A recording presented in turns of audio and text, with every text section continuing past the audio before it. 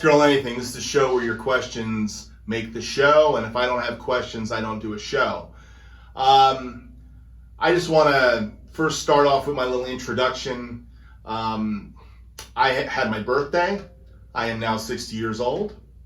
I've lived a good life. I'm a man of 60 years old, married for almost 38 years, 3 grown kids and 10 grandkids, and still playing drums like I was at 15 when I started playing drums seriously and I got my first drum kit.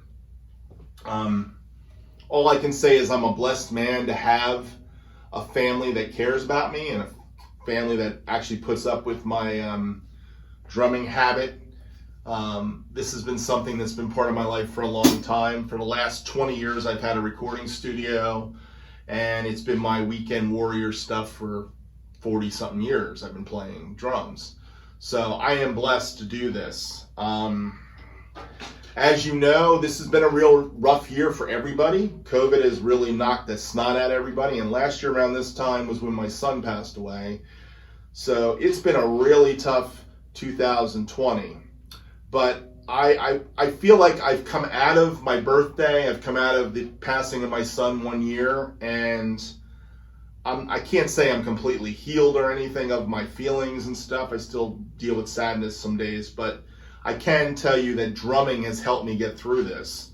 And all of you that watch my channel and say things about my videos and stuff, you guys really make me happy and have really been an encouragement to me all year, and I just want to thank you all, especially everybody that writes on my videos, and the guys that just love my videos and are always on them. I appreciate it.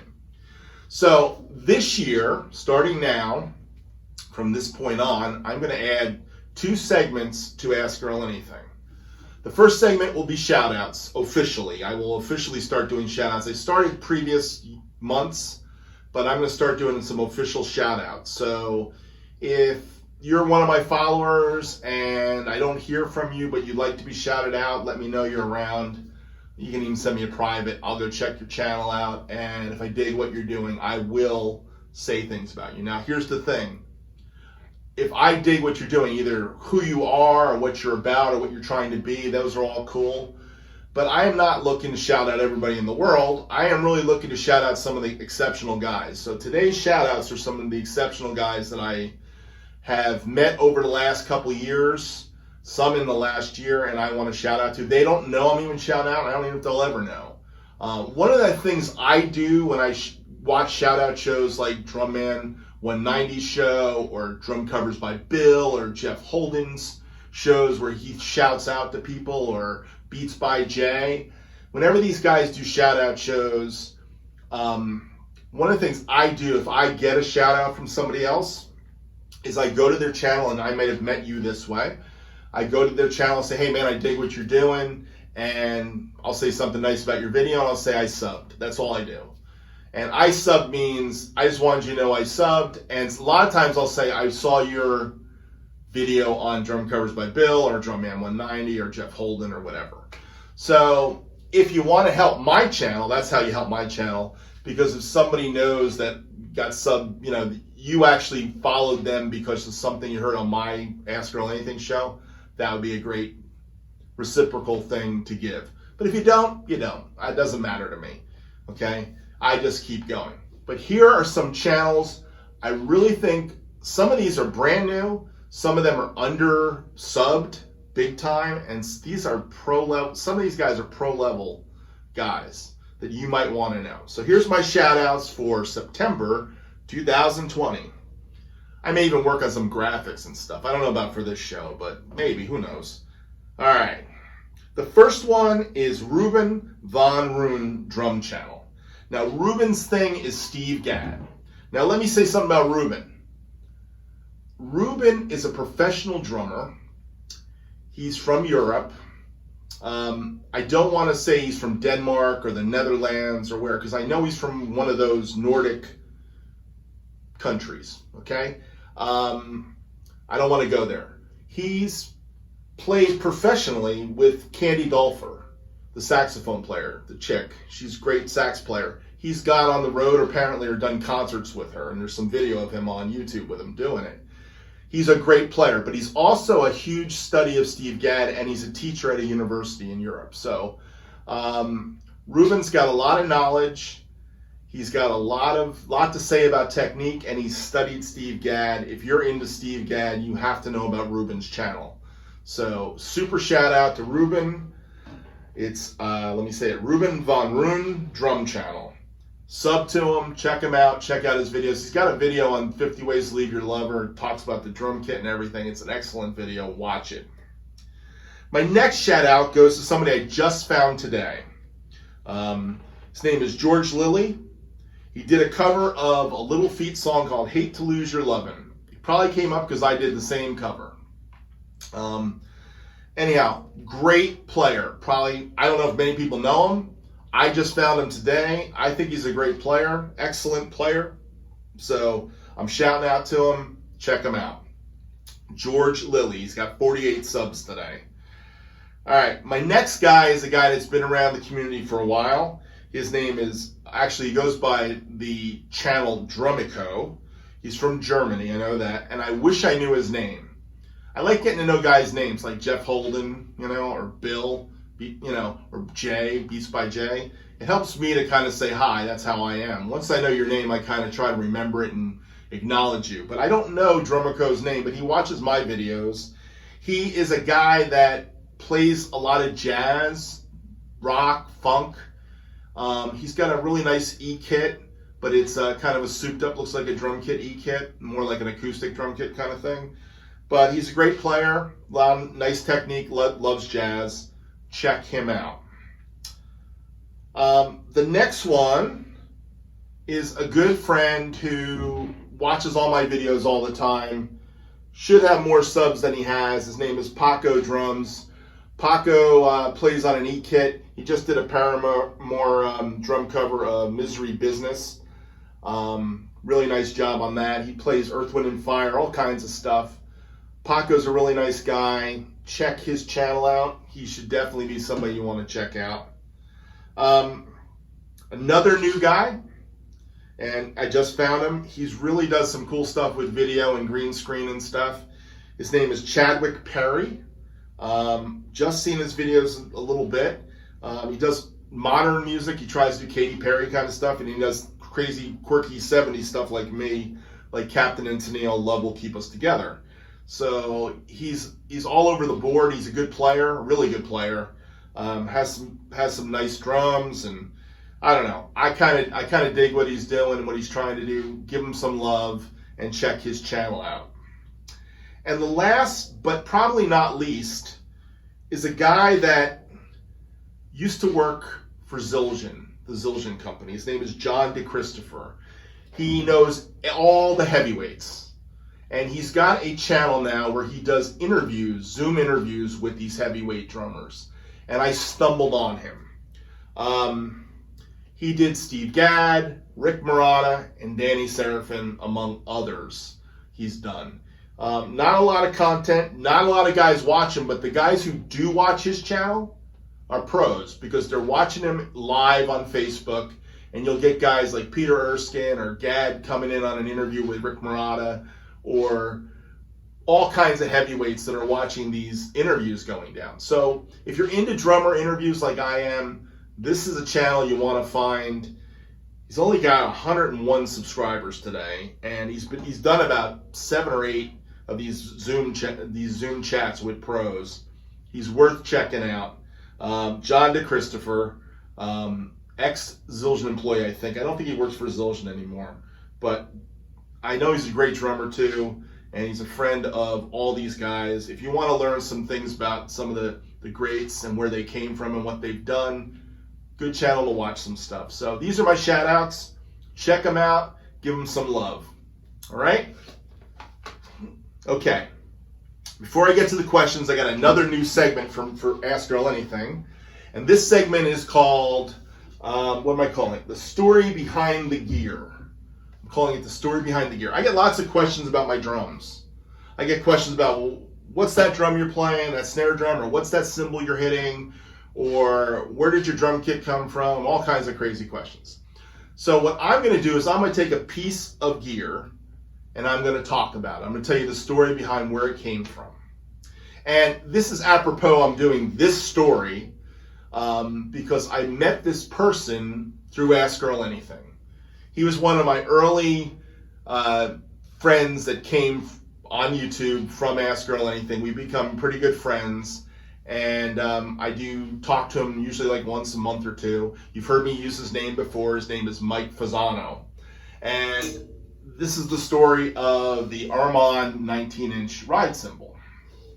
Now, here's the interesting thing about the Armand 19-inch ride cymbal. As you know, I've been playing a lot of Paiste, but I've always had Zildjians, and I've had a lot of Sabians. And I started getting back into Zildjians back, I would say, I guess it was 2011. I bought a lot of Sabians in my life, and I played almost exclusively this set of Sabians for 25 years probably. From like 1988 till at least 2009-10, I was playing almost exclusively these Sabian cymbals that I had. I had a couple Paistes that would come in and out, and I would throw them up, but the Sabians were my main gigging cymbals, and I had a bunch of them.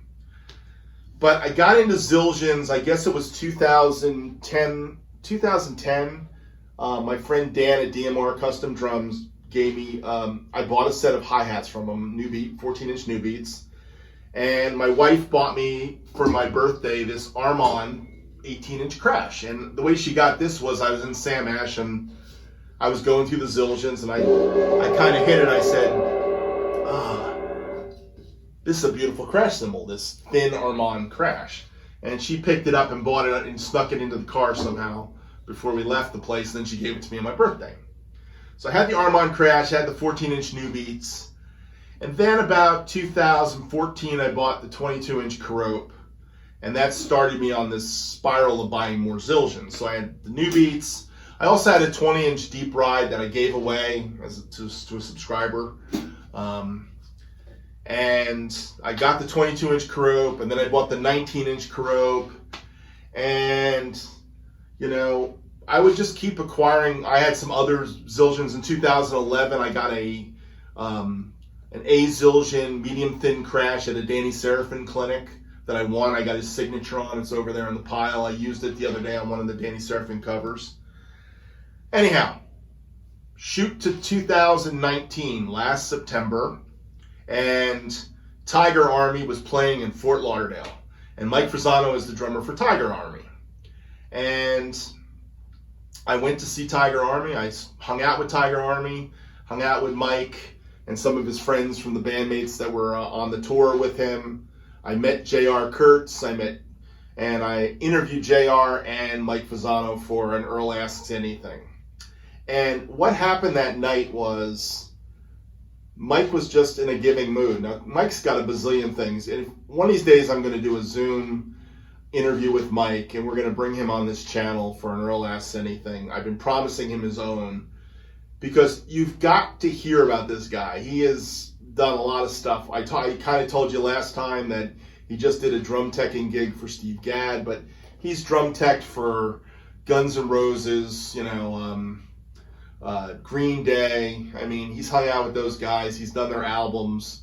And he's the guy bringing in snare drums and cymbals and drums for these guys. And he's the backline guy. He's a studio rental guy.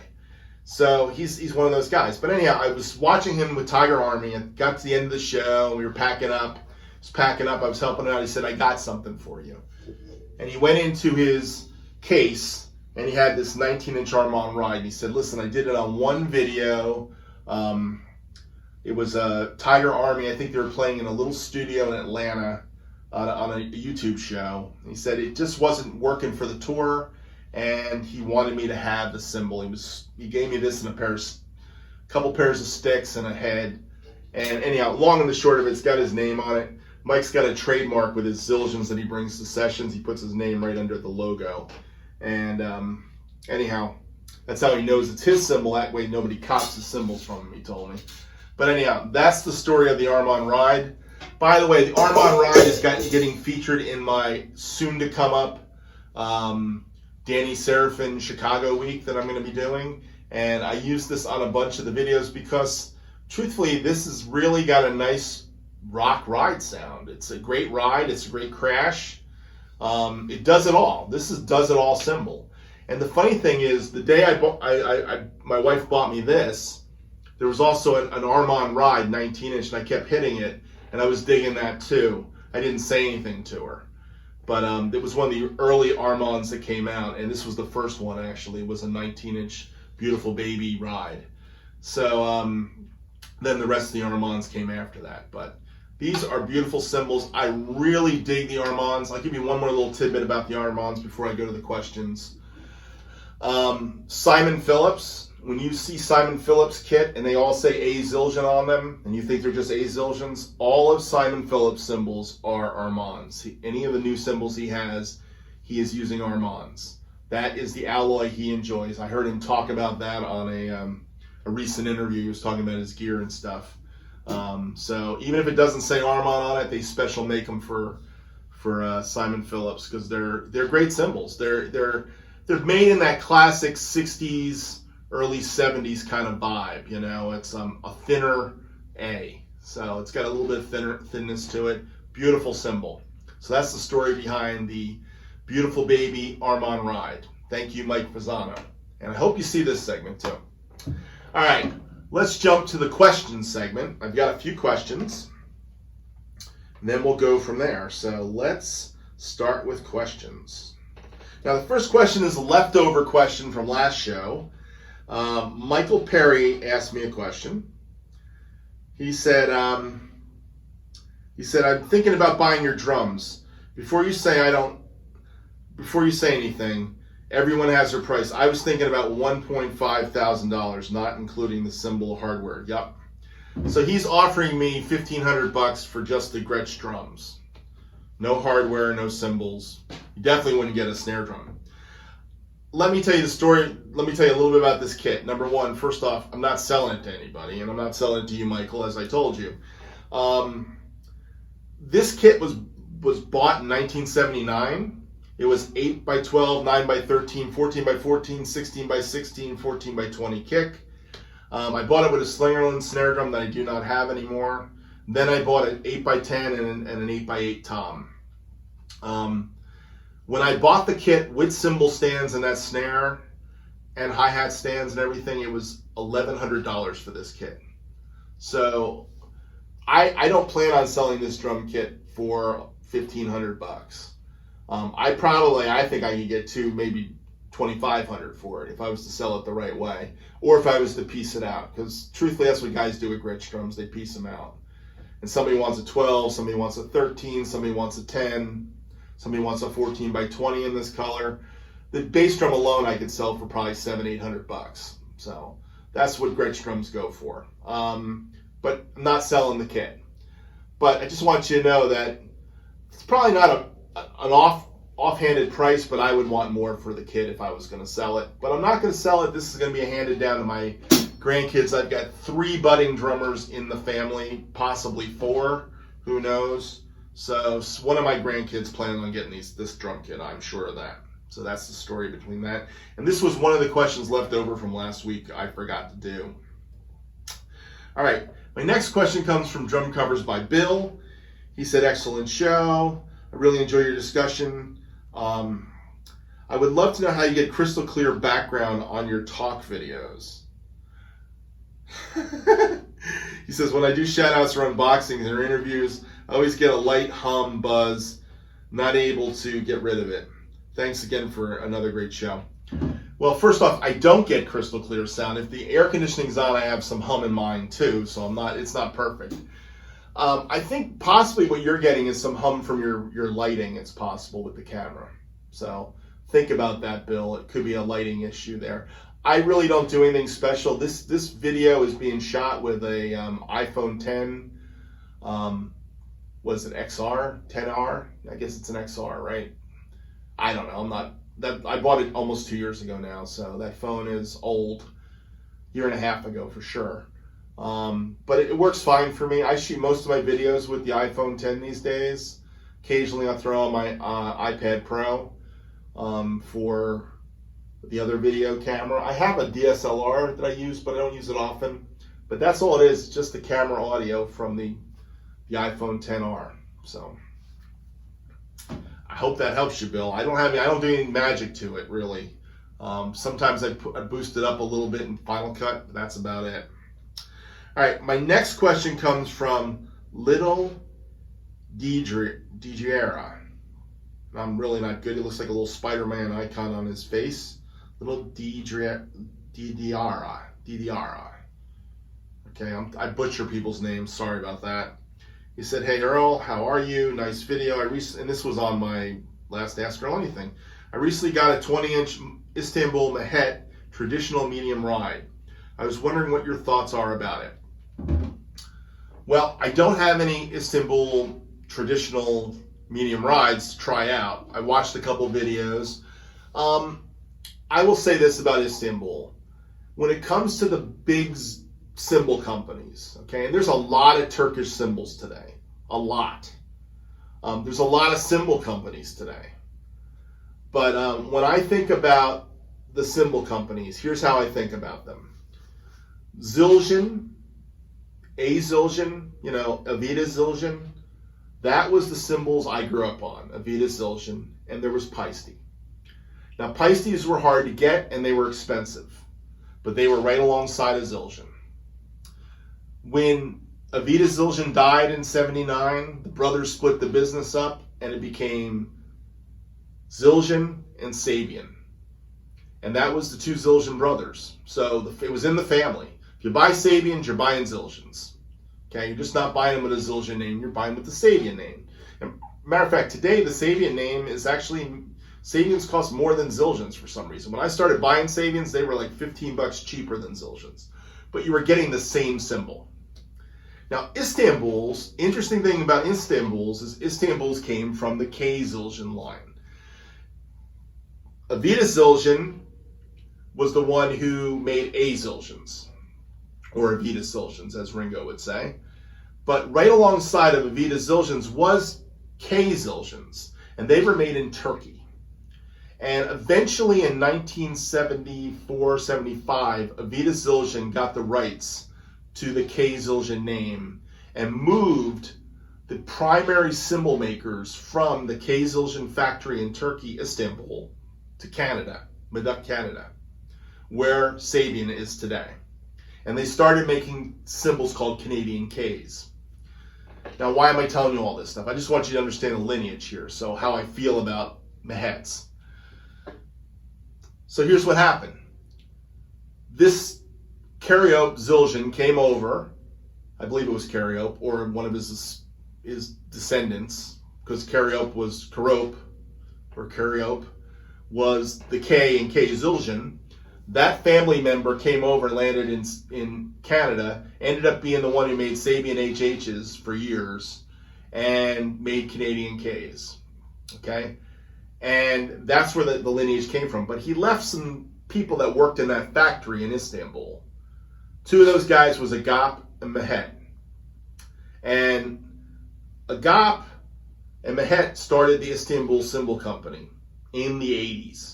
And they were making cymbals like the old Ks from Istanbul. So a lot of guys look for old 80s Istanbul cymbals, because they're kind of like old Ks of old, back from the Gretsch days, because Gretsch owned K for a long time. So here's what happened. The Agap and Memhet, Agap died. He left it to his kids, that part of the company. So Memhet and Agap split, and it became Memhet Istanbul and Agap Istanbul. The kids from Agap basically run the Agap company. Memhet was the original guy that was part of the original Istanbuls. He runs the Memhet company. I believe that Istanbul lineage is a direct descendant of Zildjians. So in my book, anything that comes from Istanbul, Agap, or Memhet, or original Istanbul, falls in the line of Sabian and Zildjian to me. So I think they're probably great cymbals. They're made in that tradition. They're made in that darker handmade tradition, if that makes any sense to you. So I think they're probably a great ride cymbal. Now, I have a certain taste in ride cymbals. I like dark ride cymbals and I like thin ride cymbals. I also like ride cymbals with a little presence. And as I've gotten older, I've gone from super dark, really wanting the dark, because when I bought that Carope, that was probably the darkest cymbal I ever bought, was that 22-inch Carope. And the next year after I got the Carope and I started going down the Zildjian Road again, I went into Paiste Land and I bought some Giant Beats. And Paiste Giant Beats became kind of the new thing. And it was a Glacier 2002 ride sound, which cuts through and sits in the mix a different way. So I've got a real fancy for Paiste cymbals these days, especially the B8 cymbals. But again, I have lots and lots of Zildjians and Sabians hanging around here too that I like to play occasionally. And I think Istanbuls fit nice. I have two Istanbul cymbals. One is an actual Istanbul from that period of time when it was just Istanbul. It's a 16-inch ride, very strange cymbal. It makes a nice bottom hi-hat cymbal. And the other one is a 21-inch Mel Lewis Memhet Istanbul Ride. Now, there's a story to that because they don't make that cymbal anymore because Memhet's not allowed to use the Mel Lewis name. The signature line, the Elvin Joneses and the Mel Lewises, went over to Agap. So, pretty interesting. There's a lot of family rivalry and stuff. Now, all the other B8 cymbals you find hanging around these days that come from that Turkish tradition, like Soul Tone and all these others, they're probably made in some factory in Istanbul from another bunch of guys that left Istanbul and went on and started making their own cymbals with that same secret B8 B20 formula. Okay, so the B20 formula the Zildjians has been stolen and it's been basically replicated all over the place. But for me, I'm a big guy in having the originals, not the other ones. So I'm not into Soul Tone or Heartbeat or any of those. But I'm not saying there's anything wrong with them. They're just another B20 cymbal to me. And if you're going to go for a B20 cymbal, why not go with Sabian or Zildjian or Istanbul? That's where I'm at with it. So anyhow, that's my Istanbul story. So it's probably a great cymbal is what I'm saying. All right, and let's see. My last question for today comes from After a Fashion. And he said, this is going to make me seem awfully dumb, but I would really like you to go at playing some drum covers and filming them. And I can't figure out how it is that you are listening to the music in your headphones, yet we can hear it as well. How does that work? Sorry, but I'm an old guy and I don't understand the new technology. So he's asking me, how do I get the sound I create on the drums and into the camera, and also the sound from the music I'm listening to in my headphones into the camera? And the answer to that question is I use a separate program that has nothing to do with that camera on my computer. So I record all my drums into Logic Pro Audio. I send the drum track I'm using from Logic Pro through my system, through my headphone amp, to my ears. I hear the track, sometimes with a click, sometimes without a click, sometimes playing over a drummer, whatever I'm doing. I like to use drumless tracks, as you all know. I play to the track, it gets recorded in Logic Pro. I mix in Logic Pro. I take an audio file out of Logic Pro. Then I take the camera video and I bring that camera video onto my computer. Then I take that camera video and I bring it into Final Cut, and I marry the audio from Logic with Final Cut, in Final Cut with the video, and I make my videos. And believe it or not, it's a process. It takes a little bit of time, but I have it down to kind of like a science how I work. And a lot of times I'll do multiple takes, then I'll do multiple mixes, and I record all my takes. The way I make drum covers is I record all my takes. So you're not hearing camera audio, by the way. You never hear camera audio. I don't use the camera audio for anything. I think maybe of all my drum covers, I think there's one camera audio that I used for one time. And it was for a tambourine overdub on one of these videos I did where I played tambourine on it. And I shot the tambourine, and for some reason, it didn't sync. It wasn't syncing with my I don't know what happened. It was one of those crazy things, just the video didn't work and it didn't sync in Logic. It wasn't coming out, so I used the camera audio and I put that tambourine part in. So I can't remember what video it was. I think it was an Elton John video where I played tambourine on it plus the drum track. So anyhow, that's the only time I can remember ever using the camera audio for anything off of an iPhone. So it's not very common that I do that. But that's how you do it. That process sounded really simple, but it's really more complicated than I made it out to be. Hopefully you learned something about it. If you have any other questions about it, please hit me up about specifics, and I'll try to dig into the specifics. Anyhow, thank you all for watching Ask Earl Anything. This is the show where your questions make the show. I may even try to ramp this up to doing it more than once a month. But right now, once a month has been working. So we'll see where the new show goes and how much interest comes into it. But thank you all for watching my videos and subscribing to my channel and all that stuff. So please like, subscribe, and all that good stuff, that everybody says. And thank you all for watching. Have a great day.